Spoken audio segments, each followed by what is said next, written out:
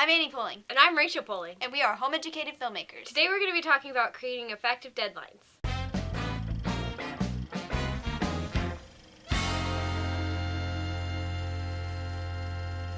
So last week we were talking about deadlines, and I wanted to get a little bit more in depth with that. But before we do, I wanted to introduce my totally awesome older sister, Rachel. She's a producer and makeup artist at Zohu Productions. So last video, we talked a little bit about what the cons of having deadlines are. So I just wanted to talk to you a little bit about how you deal with the not so fun parts. So the cons of creating deadlines for yourself are it can lead to incomplete or poor work.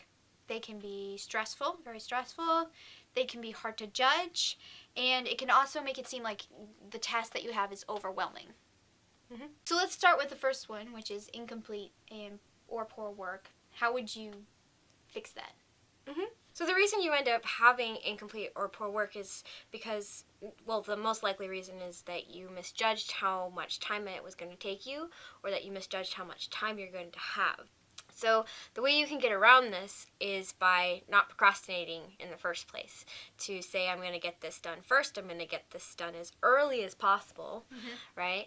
And actually having the discipline to get it done right away. And oftentimes that will lead to you getting it done on time. So I know with a lot of people, deadlines usually brings the picture of stress, like, oh my goodness, I have a deadline, I have to get this done, makes them feel stressful just hearing that word. Yeah. So how would you get around that?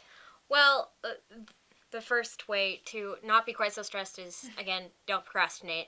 Because when you procrastinate, you leave everything for the end, and when everything is at the end, then it does become very stressful. It's like at least 10 times as stressful. So, again, don't procrastinate. But another thing to think about is that a little bit of stress is good in filmmaking because it drives you to meet your goals. It drives you to do things faster. It drives you to do things better. Which is the point of a deadline. Exactly. You know, the point of a deadline is to create just enough stress that you actually get things done. Too much stress is bad. A little bit of stress is good. And filmmaking just is stressful. It just is. I mean, Yep. So what about judging deadlines? Because that's a problem that I've had in the past also, is that I'm like, I need to set a deadline, but I have no idea exactly how long it's going to take me to do this. First of all, you just have to guess to start with. Yay! You just have to guesstimate and say, well, I think I could get this done in a week, maybe, and just set a date and try for it. And the more you do that, the better you'll get at estimating exactly how long it will take you to do things. And I've heard a lot of people tell me that, well, I don't want to set a deadline because if I guess and then I fail, then, I failed and I don't want to fail, and that's a different thing. It's better to try and fail than to not try at all. So guessing is good. When you're first starting out, just guess. And one way to help you make an informed guess is by breaking it down into all the little pieces and estimating how much time each of those little pieces is going to take. Editing is really the one that I have trouble guesstimating. So you say it's going to take me this long to go through a whole edit, and then this long to add the music, and this long to add the sound, and this long to do the VFX. So you break it into tasks, break it into chunks, and then guesstimate on each of those chunks, and then when you add it all up, you have a more accurate guess of how long you think it will take. And if you have more time than you estimated for, great. If you have less time, do better next time.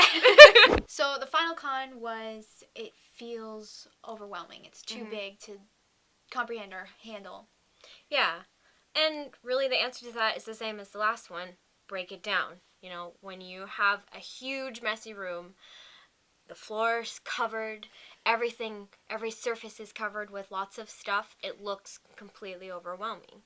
But if you break it down into the little pieces, into categories, for instance, when you're cleaning your room and it's a huge mess, if you look for all the trash first, so you just go around and you pick up trash, okay, there's a layer that's gone.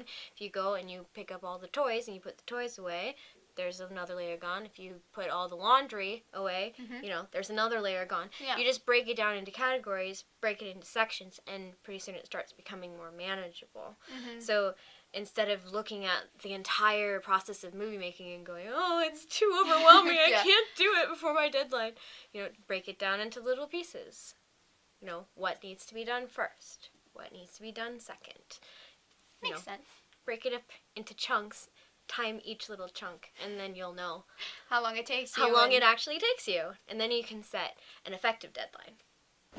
So those are some good tips to help you get over the hurdles of having deadlines. But something that I really struggled with for a while was how to make effective deadlines, because I would set deadlines for myself, but only, I'd say I'm going to be done by this time, and then I wouldn't ever. It didn't actually work for me. Right. So how would you make it actually effective? Well, one of my favorite ways to do that is to tell other people, to be really specific about when you're actually going to do something. For instance, you could tell your grandma, my movie will be on YouTube on such and such a date. I'd love to send it to you. Or you can tell your parents. Your parents are, they can help you move forward and remind you. Parents are great at that, right? So another way to think about it is that telling other people is basically marketing. But what we're talking about is marketing on a really small scale, not in like a crazy billboard scale. So some things that you can do for marketing are hosting a premiere party. So hosting a party involves telling other people when it's going to be, making a plan ahead of time, setting a date. So, if you have all of these people expecting to come over to your house for the premiere or wherever, maybe you can play it at a local theater. You have to meet that deadline. Yeah. So that is an effective deadline, because you don't want to show incomplete work.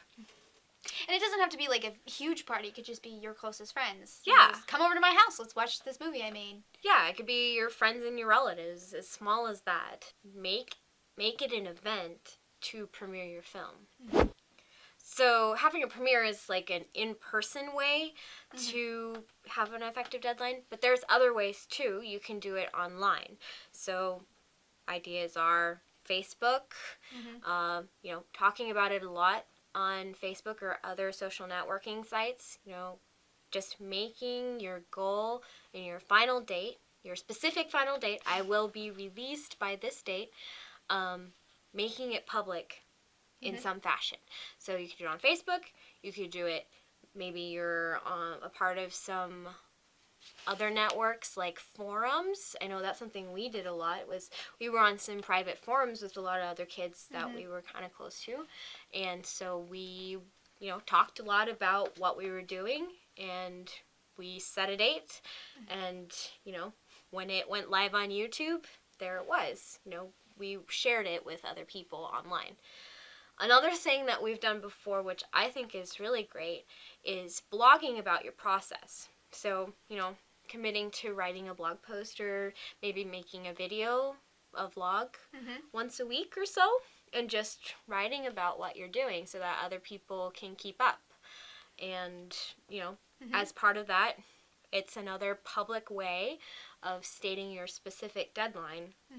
I will be posting it online. I will be completely finished on this date. And then you can even have some sort of like a premiere-ish kind of a thing online, Yeah.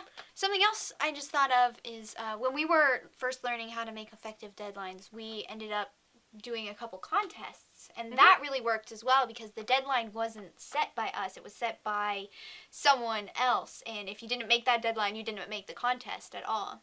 Yeah, that really kind of lights a fire under you, doesn't it? Yep. And that's good. It's a way to relieve one measure of stress, right?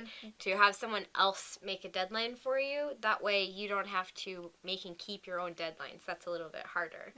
But, you still get practice at all the other elements, how far away is it? How much time do I have? How much do I need to do in that time? Ask yourself those questions, break it up, and work backwards. To sum up, to make effective deadlines, you need to tell other people in person or online, and don't procrastinate. Yep. Well, that's it for this episode. I hope you've enjoyed watching it, and thank you, Rachel, for coming to talk with me. Thank you for having me. If you'd like to follow along with the Home Grown Filmmaker series, then you could click subscribe below. If you'd like to learn more about Rogue Zohu Productions and what we do, then you can check out our website, which is roguezohu.com. If you have any questions or comments, you can leave them here on YouTube, on our Facebook page, or on our website. We read them all. I'm Annie Poling. And I'm Rachel Poling. Thanks for watching.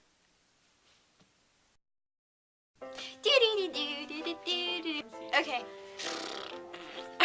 For that, I'd like to introduce you to my sister, my totally awesome Rachel. My totally awesome Rachel. My totally awesome Rachel. Yeah, why don't you talk about it? Because I've been talking the whole time. It's because you have lots to say. I know. I feel like I need something to do like Max. We're I professionals. think it's fine.